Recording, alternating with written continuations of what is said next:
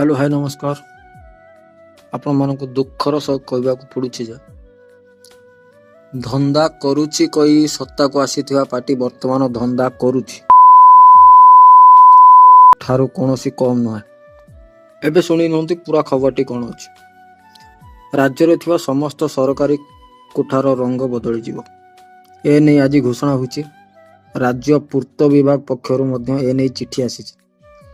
प्रकाश पाउथिबा जे राज्य रे थिबा समस्त कोठार रंग बदली समान रहिबो।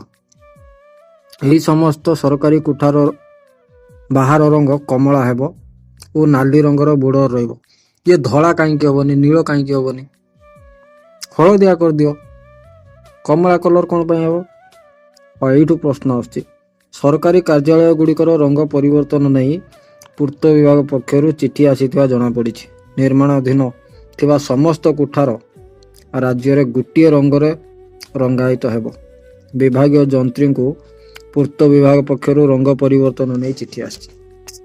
चिठी देखा जाइथिबा नहीं सबु मुख्य जंत्री को एने पूर्त विभाग जणाइछि। खाली एतिक नय, या सहित आमर जो स्कूल अच्छी कॉलेज अच्छी प्रथम होची हाई स्कूल होची जो ड्रेस कोड अच्छी ता सब चेंज कर दिया जिवो। तापरे प्राइमरी और जो प्राथमिक विद्यालय रहला एमानकर सब ड्रेस कोड चेंज हो जिवो। आपण माने कहबे जहा होची एटा ठीक ना भूल। जदि आपण मानको ठीक लागुता ताले शेयर करिवे, लाइक करिवे, कमेंट करिवे। जदि भूल लागुता कमेंट निश्चित करिवे। सब्सक्राइब मते करतो।